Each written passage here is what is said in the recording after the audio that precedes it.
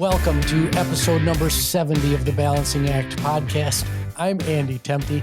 Today we've got a really special treat for you. We're right between Christmas and New Year's launching this show, and I'm joined by three current and former scholars from the Kaplan Educational Foundation joining me to help us understand the power of education to transform lives.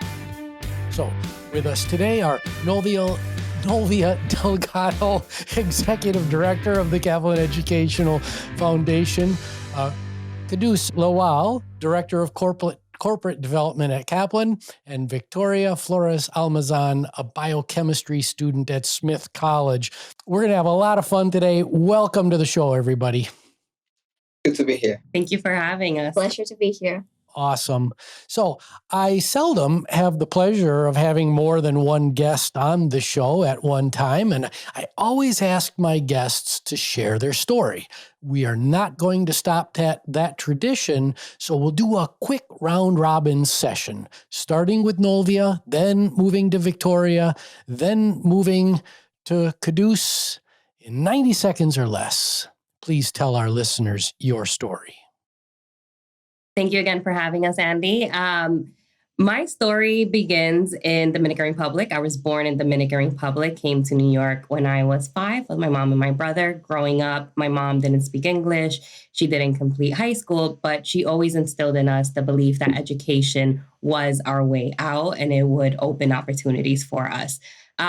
Being first generation, I didn't know what that meant. And I had no idea that it would lead me to a place like the Kaplan Educational Foundation, one as a scholar and now as the executive director. I would say throughout my career, I've worked in the public, private, and social sectors, and educational equity has always been a driving force. I think I was able to see what education did for me and the doors it opened. And I'm committed to continuing to open those doors for our current scholars at the Kaplan Educational Foundation and beyond. Awesome. Victoria? Hi, everyone. My name is Victoria.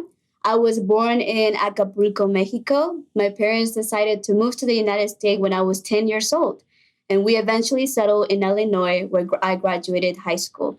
From then, I decided to move to New York City and enroll at Kingsborough Community College, where I graduated with my associates in chemistry and became a Kaplan Scholar, which later helped me transfer to Smith College. And now in Smith College, I'm going to be pursuing and finishing with my bachelor's in biochemistry and also a certificate in health science and culture. Thank you. That's wonderful. Kadus? Yeah, so like the story of Novia and Victoria, I also was born and raised outside of the United States. I was born in Nigeria and moved to the U.S. a little older. I was about 18 when I moved to the U.S. And my parents' goal is to finish high school in Nigeria, come to the U.S. for college. And my dad at the time was a New York City cab driver. And my mom was a nurse's aide.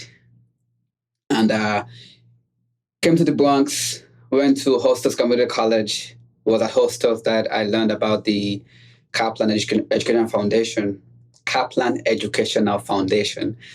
And through the program, I applied and got into Stanford University, where I got my master's and my bachelor's in chemical engineering. And since graduating, I've done work in consulting, helping tech companies get funding from the U.S. government. And recently, I've been working at Kaplan in corporate development, as you've pointed out. And yeah. That's wonderful. Three really great stories. Novia, can you help our listeners understand more about the purpose of the Kaplan Educational Foundation? Of course. So the purpose of the Kaplan Educational Foundation is to help high-achieving, underrepresented, low-income community college students transfer to selective four-year institutions from community college. What makes us unique is that we're not a scholarship program. We're so much more than that. We provide our scholars with all the support that they need to transfer, but then we also stay with them while they're enrolled in their bachelor's degrees. And what we look for are students who have exhibited leadership potentials and want to make the world a better place. So it's not only about improving their lives, but also having an impact on their communities as well.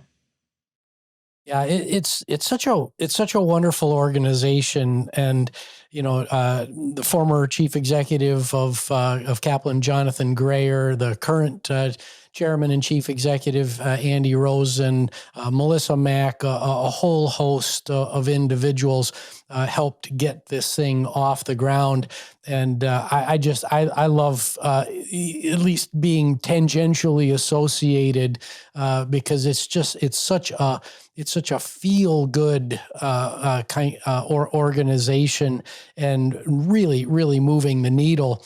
So Victoria, can I just add something, Andy, please. just really quickly? And the foundation has been around for 16 years. So KEF has been doing this work before other people were even thinking about transfer students, were even considering community college. So I always like to remind folks that KEF has been around for 16 years, changing the lives of community college students and giving us an opportunity when a lot of people didn't. Yeah, well, thanks for making that point, because, the community college system in the United States really kind of gets a bad rap. And I've always kind of scratched my head about that. Community college is a great place to start one's education after in a post-secondary way, and to complete their education and have real meaningful jobs. A lot of folks kind of look down their nose at community college, and it does so much for our economy and the people in our society. Victoria, let's go to you. As a current Kaplan Educational Foundation scholar, can you give us your perspectives on what being part of KEF means to you? And what's the most important benefit of being a scholar? Yeah, for sure. Often when I'm here at Smith, my professors, classmates, friends, they ask me, like, Victoria, tell me your story. Like, how do you arrive to Smith College? What's your story? And not only is my professors and my classmates, but also other parents and other students. And when I tell them my story, the answer often lines up with Kaplan. So I had to come up kind of with an analogy as to explain what Kaplan is. And the analogy that I came up with is that I view Kaplan as like a parent, And what does a parent do to his child, right? A parent, they give them the skills, the resources, and the values that the child needs in order to continue with their life. Plus, as every other parent knows, right, there's going to be a moment in time where the parent has to let go of his child's hand. So that's what eventually Kaplan does. They let go of her hands. But then that's when the gift that Kaplan gives every other scholar, and that's the beautiful gift, is the ability to pursue your dream and inspire others. And I can assert that I think every Kaplan scholar will agree that's the most beautiful gift that as an organization they give to us. And I take that gift, that responsibility very seriously. I tell them about Kaplan. I tell them that what they did to me and what I hope to achieve and give to others as well. Yeah. Yeah, that's great. We just had the gala in New York City back in was that October or November, Novia? October. It was October. Yeah. It seems so long ago, doesn't it? Yes. It does. Anyway, the camaraderie of both current and former scholars was just palpable in that room. So, Victoria, your explanation of what KEF means to you, that shone through during that gala. So thank you so much for sharing that. Now, Caduce, you graduated from Stanford in 2016 with a master's in chemical engineering. Looking back, what's the most valuable thing you learned during your time as a scholar that's helping you drive workplace success today? Oh, it's a good question. I think I learned a lot of things as a scholar, but if there is one thing I could pick, it would be the reminder that I am not the smartest person in the room, and it's okay to not be the smartest person in the room. Right? For me personally, I grew up throughout high school. I was, even in community college, I was doing pretty well, and I think I put a lot of pressure on myself to always be to always have the answer, to always know the right thing to say all the time. And I think being a scholar surrounded with so many other talented and smart scholars was challenging for my own ego, right? And I think then transferring to Stanford, where there was just the level of rigor and intellect is superb. I think being a scholar helped me to be prepared for that experience at Stanford.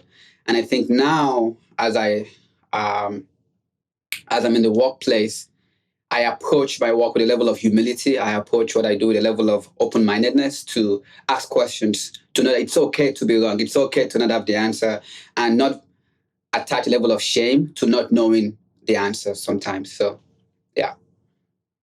Well, Caduce, you have learned one of the most valuable and elusive leadership lessons. Many managers and leaders believe that they need to be the smartest person in the room all the time, and that if they're not, they're somehow failing themselves and their teams. So what you have learned early on will definitely, I predict highly, will pay dividends for you in the future. So, Novia, you recently took the helmet, the Kaplan Educational Foundation, from beloved longtime former executive director Nancy Lee Sanchez. How did your time as a KEF scholar prepare you for the role you find yourself in today? So I think that's the most exciting part of my job, is being able to think about my time as a scholar when we're making decisions, when we're making programmatic changes. I think I oftentimes think about the journey, right, from community college to our four-year institutions. What were the supports that we needed? What services can we improve? And it's just been very exciting to reflect on that time as a scholar. Makes me feel nostalgic, and use that when making decisions.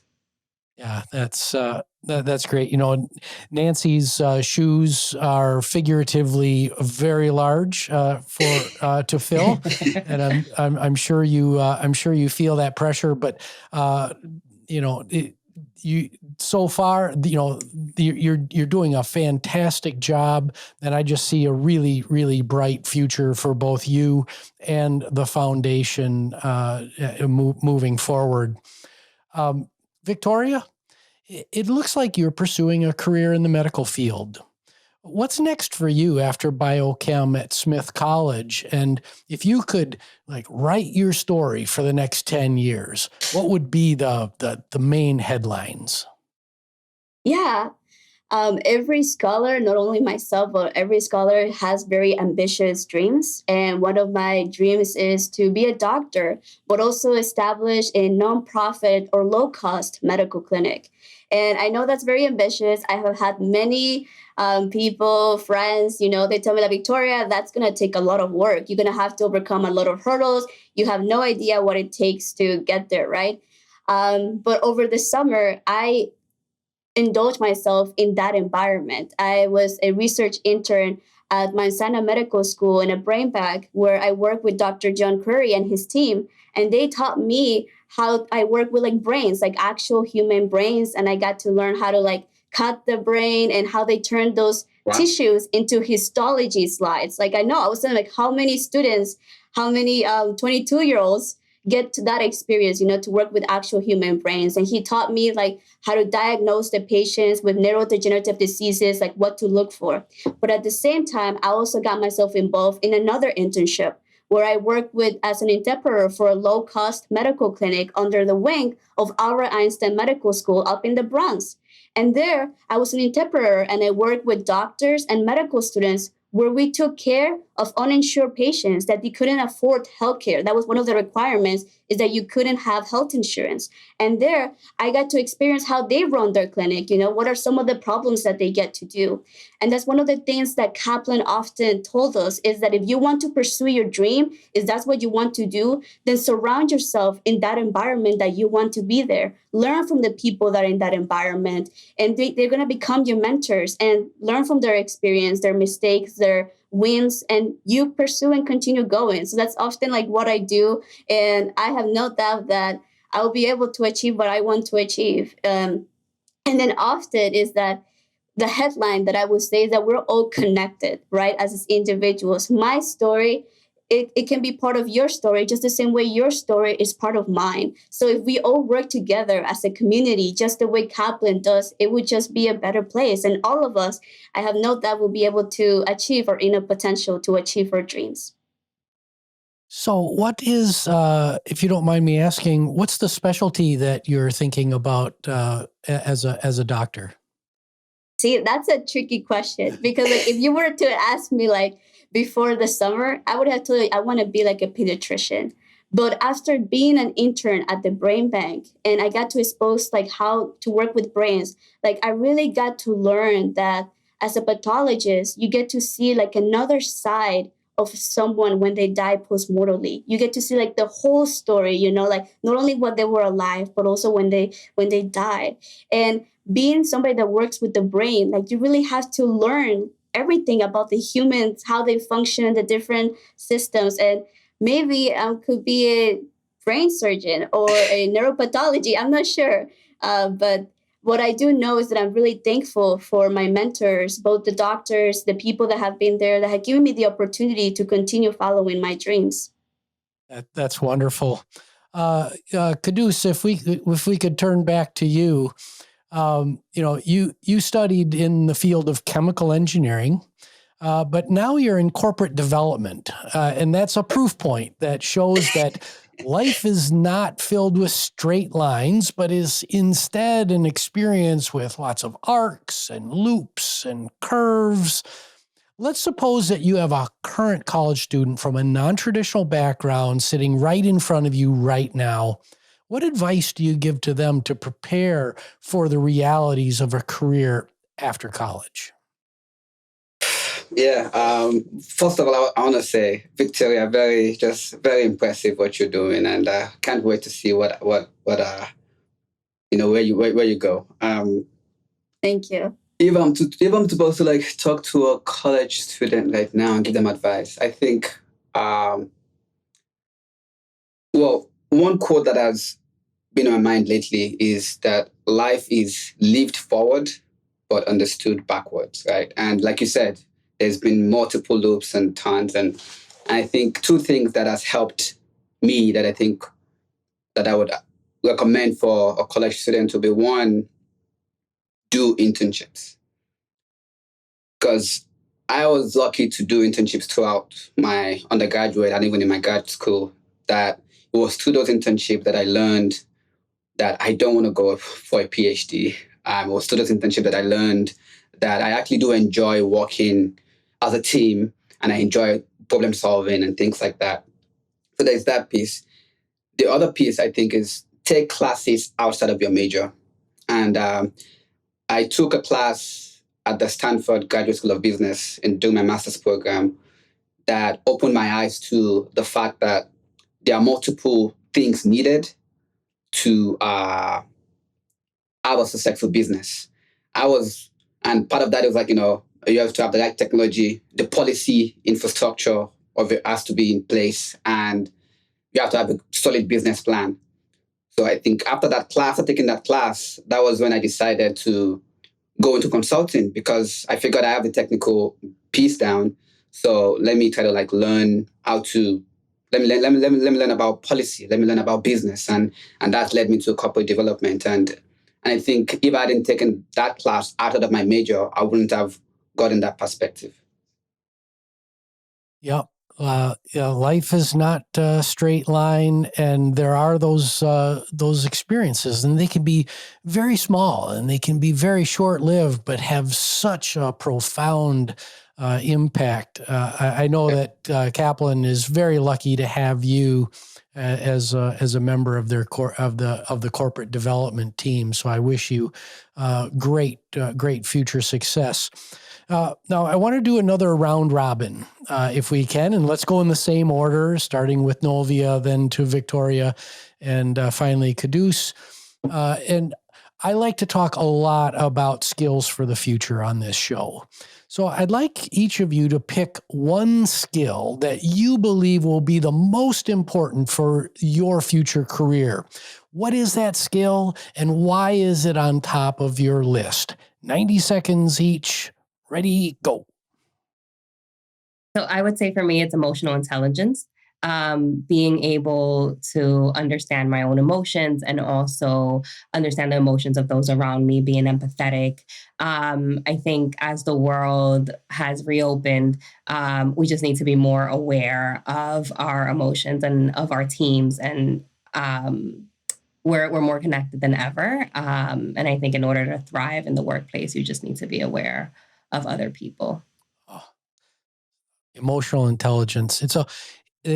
That's a whole toolkit that's what it's a skill that I think of as kind of a master or a higher order skill, because inside of it are all sorts of sub skills, communication being one of the strongest. So good job with emotional intelligence. Victoria?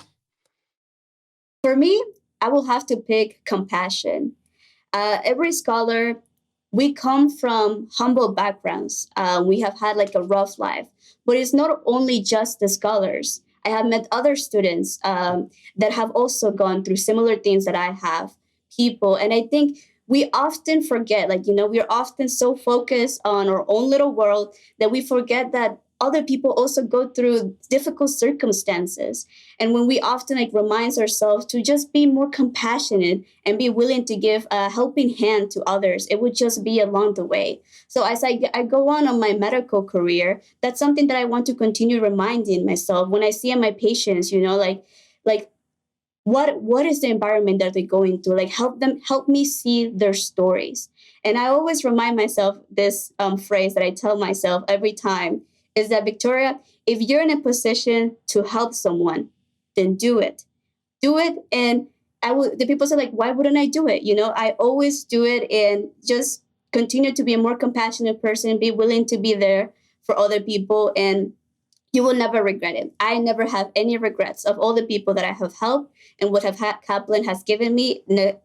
I have never regret. So, yes. Well, that's wonderful, Victoria. And again, another higher order skill, because compassion, as I like to talk about, is empathy, coupled with the willingness and ability to do something about the other individual's plight.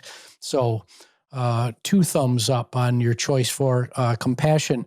Caduce, let's finish up with you. Yeah, I think I'm gonna go the same way out as as you said, it's higher level skills. Something that I've been thinking a lot about is this idea of leading without authority, and I think being in corporate development this past couple of years, I think there's been so much that I've learned about how to build coalition, how to get people bought into your idea, and how to understand different incentives that drives people's actions.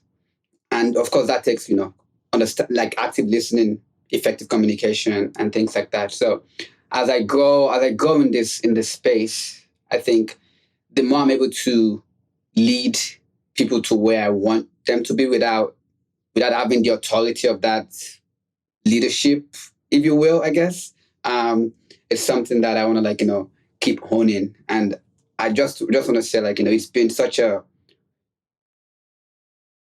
working with Andy Rosen and all of the executive team at Kaplan has been a masterclass in doing that, and I've seen how that just creates an environment of collaboration and growth. Yeah. So. Yeah, well, that's a wonderful choice. So many of us work in positions where we're in the middle. We're never fully in charge of of what we're doing. We're never fully in charge of our teams. We're always managing up, down, and sideways. So that choice just rings so true to me. I spent a great deal of my career influencing from the middle. So that's the word that immediately comes to mind. We are all leaders, irrespective of our position, and I appreciate that from the choice that you made. Now, we'll get into our final question here, but before I ask it, I just want to thank this whole group for joining me today. You've been just excellent guests, and I want to leave our listeners with a word, which is that of being an ally. Irrespective of the background that you're from, there are organizations like the Kaplan Educational Foundation where you can really become an ally for people that don't talk like you, they don't look like you, they don't think the same way that you do. And the world needs more of that and not less. So I'm particularly proud to be able to have you all on the show today and to just ask our listeners to think about that word allyship, and what it means to you and how you can, in your own community, how you can make a difference by being an ally. So, Novia, final question. Please let our listeners know how they can get involved and contribute to the Kaplan Educational Foundation. And as a little side question, what are you most excited about for the future of KEF? Sure. Before I answer the question, I just want to say that in the KEF world, we have our champions. And I want to thank you, Andy, for being one of our champions, always supporting our scholars, showing up to our events, and always sharing your time with us. And thank you for having us again. So in order for listeners to get involved, I like to think of people getting involved in ways that are meaningful to them. Give back and do what's in an arm's reach. If it's reviewing student applications when we're recruiting new students, then that's a great way for you to get involved. If it's mentoring a student, if it's writing a check, then you can also give back that way. I always like to say that there's a place for everyone at the foundation based on their availability and the ways that are meaningful to them. So whatever's in an arm's reach for you, we can figure that out. And what I'm most excited about, there are two things. One is beginning our recruitment cycle a little bit earlier. So starting to work with high school seniors who are attending community college so that they can familiarize themselves not only with KEF, but also what success looks like at community college and all the opportunities that await them. And another thing is really starting to shift the narrative around community college as a terminal degree. I think when we look at internship opportunities, our students are not eligible for them until they enroll at their four-year school. So really advocating for companies to view community college as freshman and sophomore year and the beginning for so many of our students and other students in community college who have big dreams that don't end there. Well, thank you all. Never stop learning. I think in the last 25 minutes or so, we've learned a lot about the power of education. And learning never stops. Community college is a fantastic pathway toward a bright future. And I couldn't be more proud to be with you here today. So my name is Andy Temte. This is the Balancing Act podcast. Please follow us on all the major podcasting services. We're now out on YouTube. And please be an ally. Please support the Kaplan Educational Foundation or organizations in your area that do great works. Thanks, and have a great day.